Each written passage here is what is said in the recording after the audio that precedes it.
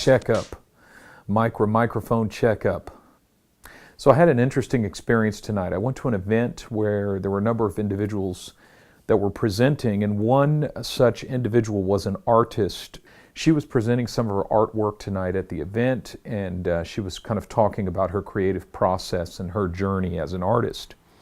But she said something that just kind of sparked something in my mind that I wanted to share with you.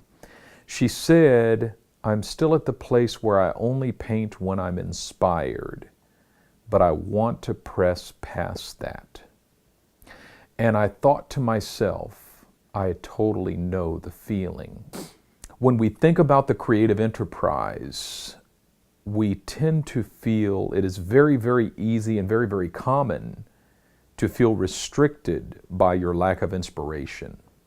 It's very common to feel like I can only paint, I can only write, I can only sing, I can only record. Whatever it is that you do, it's very common to feel like I can only do it when I'm inspired, and I need a stroke of inspiration to hit me, kind of like a bolt of lightning, in order to be able to actually create. Inspiration is simply the awareness of your creative power. Inspiration is a momentary awareness of your perpetual creative power. That is, inspiration does not make you creative. You were creative before you got an inspiration. Inspiration does not make you intelligent. You were intelligent before you received inspiration. Inspiration doesn't, if you're a painter, the inspiration to paint doesn't suddenly magically give you the ability to paint. You had the ability to paint prior to the inspiration. If you're a writer, you were able to write before you were inspired to write. Inspiration is simply a momentary awareness of the extent of your creative power. That is, in the moment of inspiration, you become aware of the fact that you can do something. But the fact of the matter is, you have always been able to do it. Regardless of whether you feel inspired or not, you are creative. And what I'm discovering is that the people who are truly successful in life simply embrace the fact that they are creative, and then they resolve to exercise their creativity on a daily basis, regardless of whether they feel creative or not. The moment of inspiration connects you in an anticipatory way with the experience of the product of your creative endeavor. And so when I watch the videos of my vlog entries, I experience something completely different than I experience when I'm actually recording those videos. When I'm sitting in this chair talking, I experience something different than when I'm watching myself sitting in this chair talking, because when I'm watching myself, I'm experiencing the product.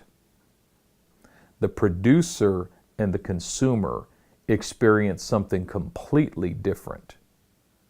The producer experiences all of the hardship and all of the struggle and all of the labor. The consumer only experiences the finished product. What inspiration does is it connects us with the finished product. It makes us a consumer of our own creative process for a moment. But no one can ride the wave of inspiration forever.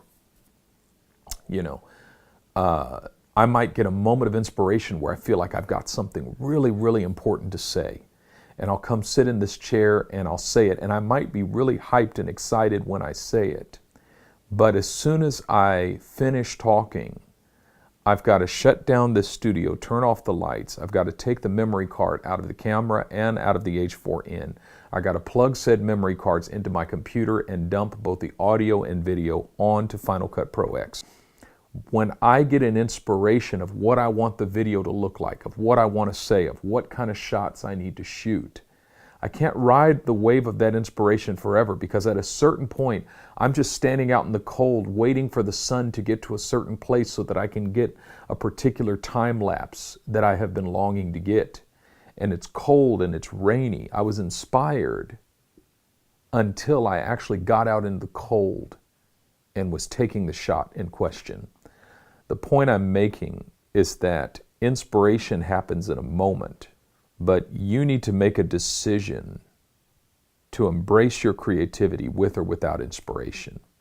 You have to know yourself well enough to trust the creative power that you possess. And rather than waiting for inspiration to strike, you need to strike inspiration. That is, I don't wait to be inspired. I inspire. I am an inspirer. That river of inspiration flows underground, and all it does is feed the creativity that is already there in my heart and in my mind.